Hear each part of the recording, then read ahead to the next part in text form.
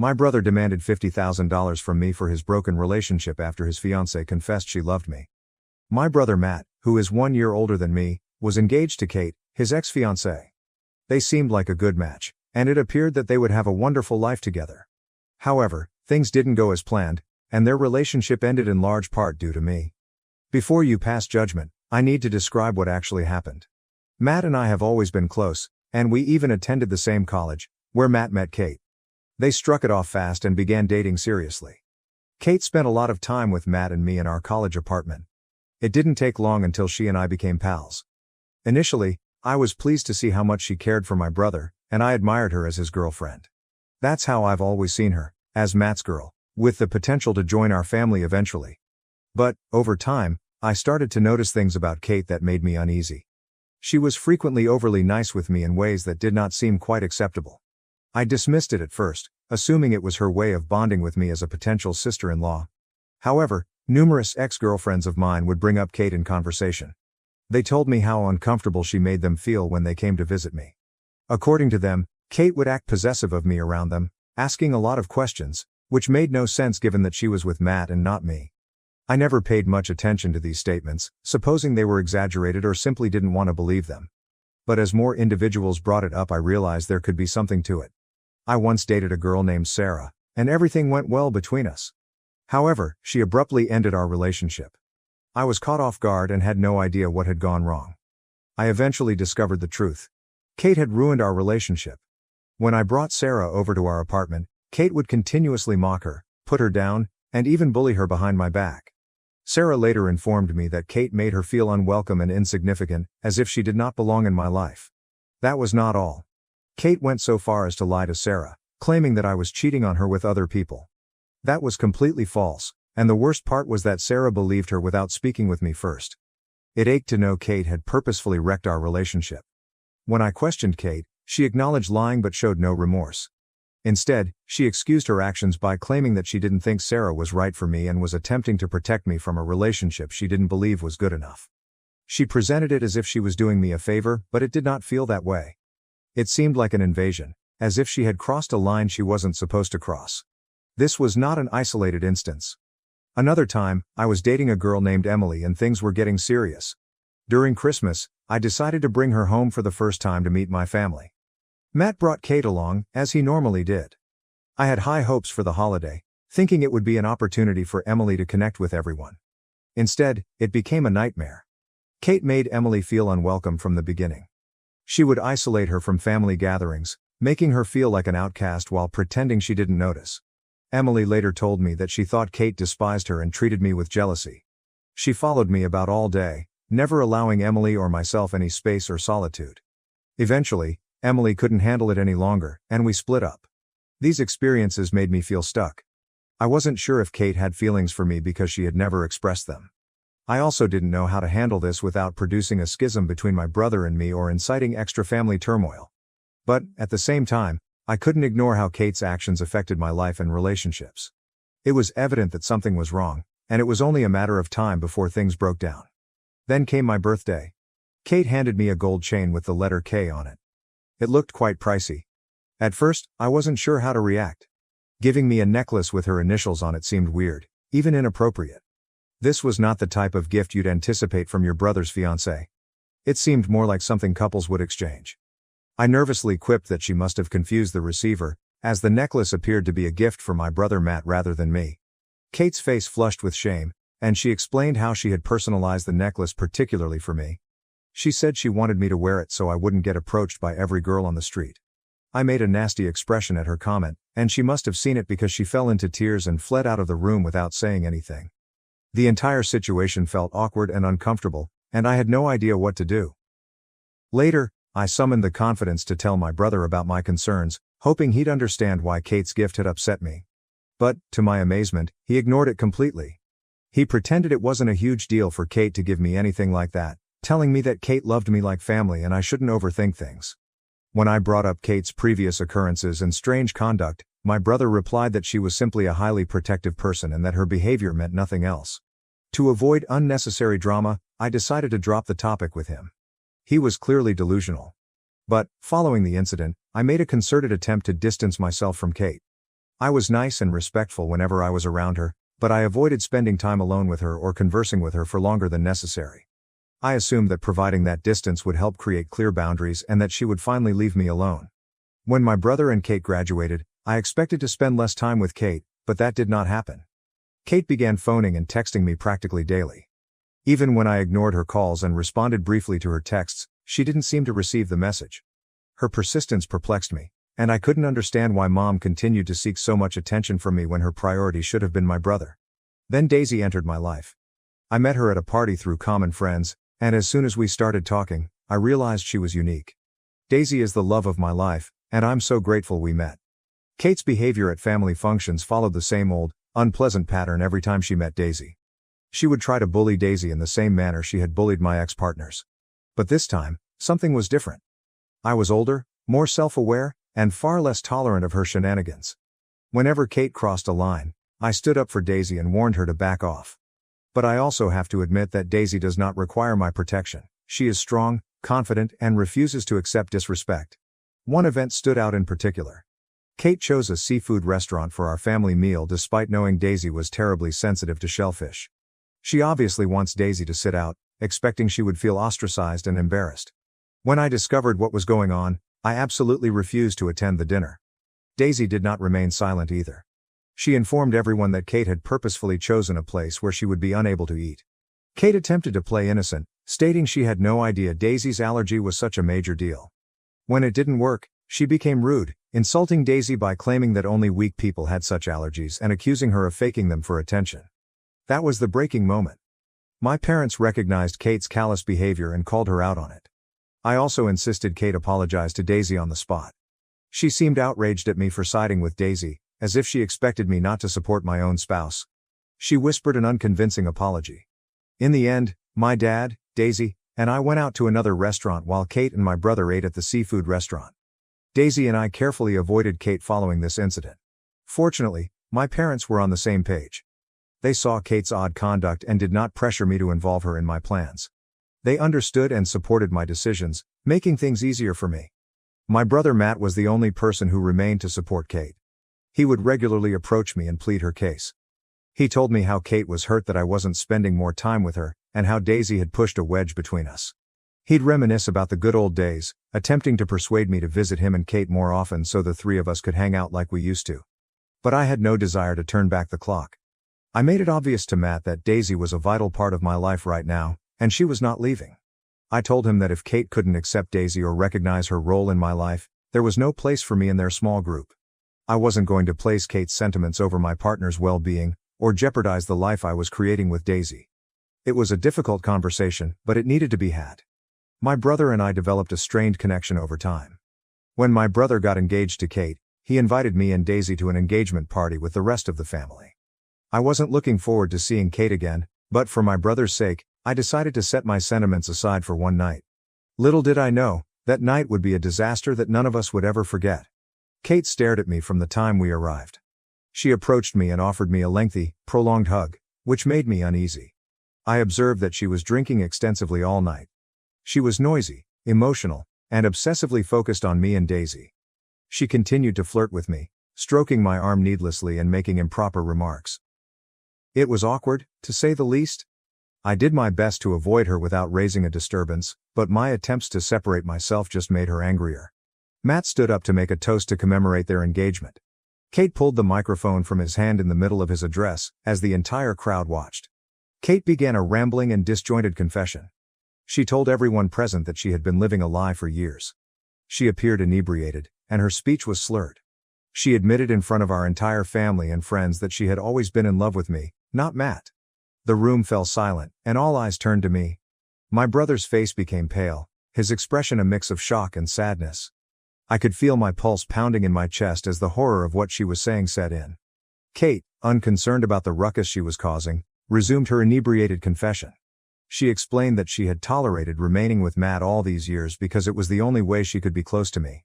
Kate went on to express her jealousy of Daisy, claiming that she was the reason I had stopped spending time with her.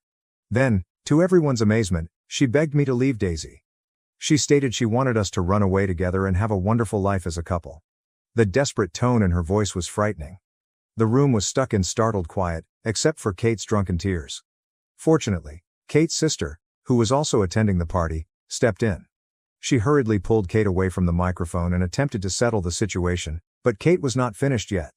She continued to wail and scream as her sister took her out of the room, shouting things at me like, "You're the love of my life, and don't let her take you from me." I wasn't sure where to look or what to say. My brother stood there, absolutely crushed, as our family and friends watched, shocked and disbelieving. I was appalled and ashamed by what had occurred. The consequences of this occurrence were terrible. Matt was devastated by Kate's public confession and betrayal and ended their engagement immediately. He severed all links with her and refused to see her again after that night. While I completely supported his decision to terminate things with Kate, I didn't expect him to cut me off as well.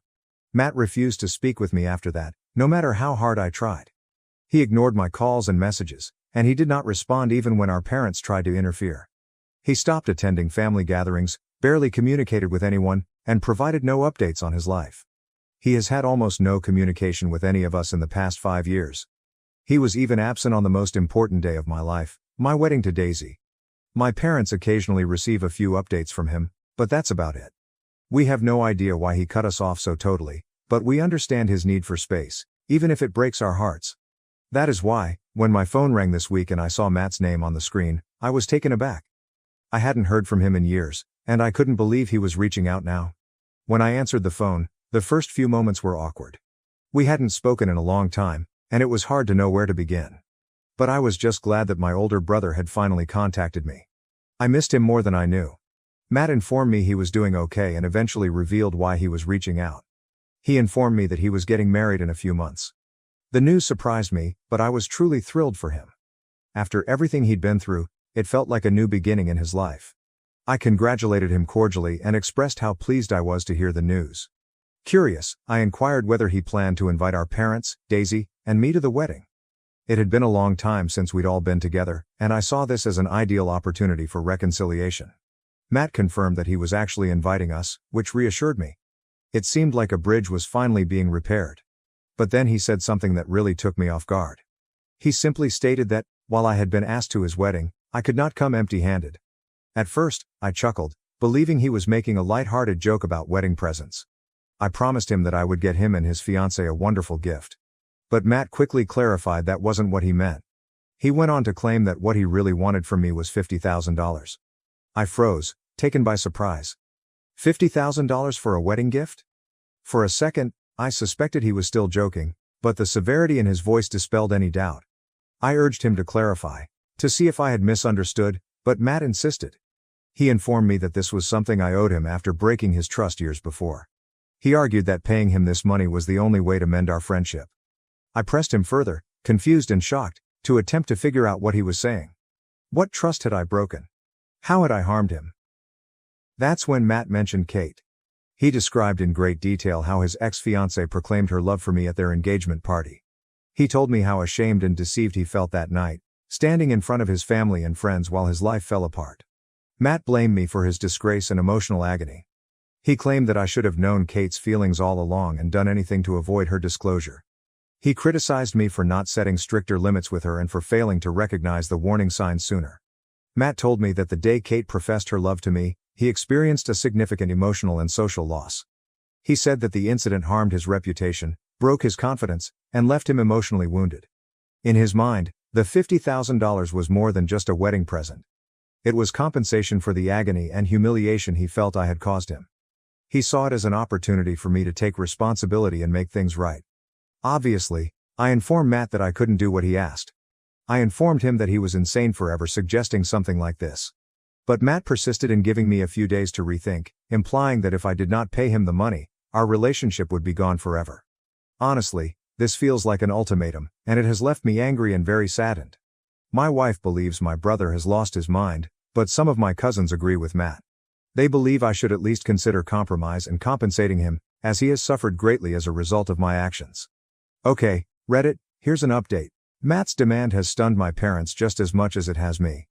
When I told them what he had said, they couldn't believe that after years of silence and no attempts to communicate, Matt had simply come out to demand $50,000 from me. They are upset on my behalf, especially given the emotional toll the issue with Kate took on me and Daisy. My folks are fully on my side. We are now preparing a proper sit-down with Matt to resolve these concerns once and for all. The idea is to figure out what's going on with him and grasp his motives. We want to know if this $50,000 demand is truly what he believes will resolve our differences, or if something deeper is fueling his hatred. I'm also hoping that this discussion will allow Matt to see things from my perspective. I want him to understand that I was never the cause of what happened between him and Kate, and that blaming me is not the answer to his sorrow. To everyone who is wondering if I flirted with Kate or somehow led her on, let me be very clear.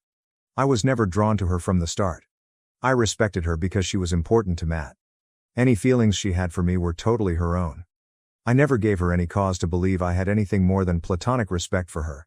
Kate repeatedly crossed boundaries, despite my attempts to remove myself. She drove away several ex-girlfriends of mine by lying, bullying, and being bossy.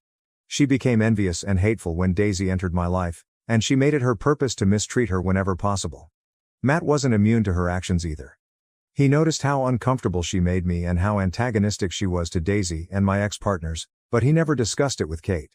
He didn't confront her or try to improve the situation.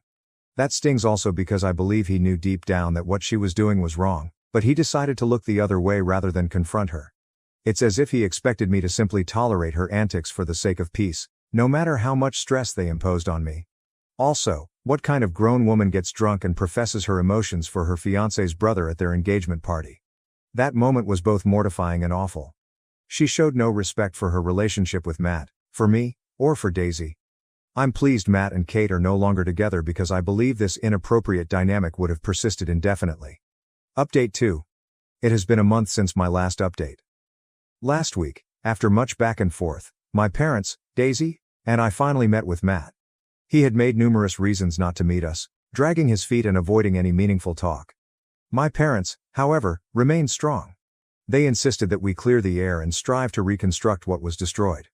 Initially, the meeting was difficult. Matt was defensive, and he began by admitting that he had been nursing a grudge against me all along. He stated that Kate's behavior caught him off guard, which contributed to his estrangement from me. He also began accusing me of having an affair with Kate on the side, implying that there might be more to the story than I or Kate had revealed. The charge stunned me, and I told him unequivocally that I would never do anything like that to him. I had always respected the bounds of his relationship with Kate, even when she was acting inappropriately. I wasn't about to let him accuse me of anything so ridiculous without a fight. Daisy also spoke out for me. She explained to Matt that Kate's activities had harmed the entire family, not just him, and that we had all been touched by her behavior. She reminded Matt of all the times he had picked Kate over me, despite her toxic behavior, and told him that he should have seen this coming much sooner than I did. Daisy told him bluntly that what he was doing to me was emotional manipulation, and that he shouldn't punish me for what had happened when I, too, was a victim like him. He needed to move on from his past. Daisy's powerful, clear voice drew Matt in and made him listen. I also informed Matt how many times I'd tried to contact him over the years. I emphasized that I could have discussed these issues with him years ago. I didn't shut him out. He cut us off without explanation. This is when Matt informed me that he was too humiliated to face me back then, that everything had been so overwhelming for him, and that he believed cutting us off was the best move for his mental health. While I understood his desire for space at the time, I couldn't figure out why, after all these years, he was asking me for money. That's when Matt revealed the true reason. He stated that the $50,000 he was requesting represented the amount of money he had spent on Kate over the years, including trips, presents, and any other costs incurred throughout their relationship. He believed that because Kate fell in love with me and I was the reason their relationship ended, I owed him the money as reparation. It was as if he was attempting to rationalize the absurdity of the situation by presenting it as a debt I needed to repay. I sat there in full shock as Matt continued to rationalize his ludicrous request. I told Matt straight up that he was only looking for ways to vent his rage on me. His focus should have been on Kate, the person who made those decisions and caused all of the anguish, not on me. If he wanted recompense, he should have asked her to pay rather than me. I was not the one who behaved inappropriately. I was not the one who lied or crossed boundaries. Kate was the one who made the issue, but I was getting blamed for it. Matt seemed to be grabbing at straws, blaming everyone save the person who had genuinely mistreated him. My mother was also unable to keep back. She informed Matt that asking me for money was extremely inappropriate and that he should stop acting like a crazy person. My father agreed with her. My brother turned on my parents and began accusing them of always favoring me. "You both should stay out of this matter. You always support him no matter what," he cried. Kate left me for him, and you two are taking his side. He's clearly the golden child. You both always favor him no matter what. My parents, taken by surprise by his behavior, attempted to calm him down. My father spoke first, his voice firm despite the tension in the room. Matt, that's not true. We've always loved you both the same, and we've always supported you through everything. We've never picked sides, and we never will. It's simply that asking your brother for money would not make things better between you two, especially when he hasn't done anything to you. Matt's face twisted with rage, and he shot back at me. I blame you for Kate leaving me, and I will continue to do so. If I don't pay him, he has nothing else to say to me. He also informed my parents that because they had chosen my side, he was done with them. I'll never speak to any of you again. I will not let any of you meet my wife or future children. You're all dead to me starting today. He stormed out of the room, leaving us all stunned in silence. My parents tried to call after him, but it was futile. Matt hasn't contacted us since, and I've been attempting to reach him, but he appears to have blocked me. Update 3. It's been 4 months since Matt stopped talking to us, and I've stopped trying to reach out to him. It was difficult at first, and I kept wondering if I could have said something differently, if there was anything else I could have done to save our relationship, but after all this time, I've accepted that I can't change what happened, and I can't force someone to talk to me if they're not ready. My parents miss Matt, of course, and love him, but they've accepted Matt's decision. If he ever wishes to contact them, they'll be there, but for now, they've stopped pushing it. I've gotten a few DMs from people asking if Matt was trying to get me to pay him money for his wedding expenses, rather than it being about Kate. To be honest, I'm not sure what Matt's true intentions were. If it was genuinely about him needing financial help for his wedding or some other situation, I might have been more willing to discuss it and see if there was a way to help, but that wasn't the case. He made it clear that it was about me somehow. That is something I just can't wrap my head around. At the end of the day, the money wasn't the issue. It was Matt's misplaced anger and complete lack of understanding about what actually happened. I don't think Matt was thinking clearly, and I've accepted that I can't change his mind. Daisy and I are doing well, and I am grateful every day to have such a strong woman by my side. She is now pregnant, and we are excited to become parents soon. Thank you for watching. If you haven't subscribed yet, please do so and hit the notification bell to stay updated with more shocking real-life stories happening around you.